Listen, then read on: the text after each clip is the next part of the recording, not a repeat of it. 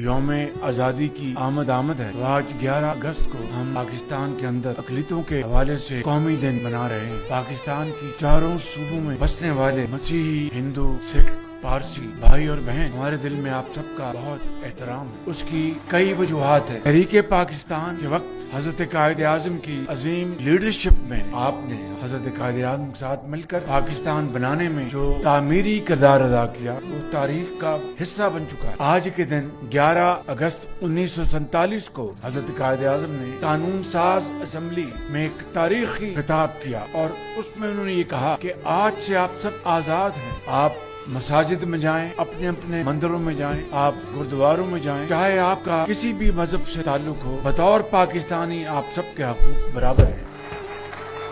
اور میں سمجھتا ہوں پاکستان بننے کے بعد آپ نے اپنی تمام توانائیاں پاکستان کی تعمیر اور ترقی کے لیے آپ نے صرف کی۔ اگر آپ تعلیم کے میدان میں دیکھیں تو کرسچن کمیونٹی نے بے پناہ خدمات انجام دی۔ میں خود کیتھیڈرل اسکول کا پڑھا ہوا ہوں، میرے بڑے بھائی نواز شریف سینٹ اینتھنیز کے پڑھے ہوئے ہیں۔ کہنے کا مقصد یہ ہے کہ ہم اللہ تعالیٰ کے فضل و کرم سے مسلمان ہیں۔ ہم نے ان اسکولوں میں تعلیم حاصل کی، تو جس نے آپ کو تعلیم کے زیور سے آراستہ پیراستہ کیا، ان کی پاکستان کی ترقی اور خوشحالی کے حوالے سے اگر ہم ان کی ستائش نہیں کریں گے تو یہ ناانصافی ہوگی۔ اسی طریقے سے آپ دیکھیں پاکستان کی جو جنگیں ہوئی ان میں ہماری اقلیت برادری نے بہت ہی شاندار کردار ادا کیا۔ فیصل چودھری کو لے لیں، آپ کی جو جوڈیشری ہے اور جسٹس کارنیلیس سے کون واقف نہیں، انہوں نے بطور ایک جج ایک شاندار کردار ادا کیا۔ میں سمجھتا ہوں کہ یہ وہ ہستیاں ہیں جنہوں نے پاکستان بنتے وقت اور پاکستان بننے کے بعد قدم سے قدم ملا کر پاکستان کی تعمیر اور ترقی میں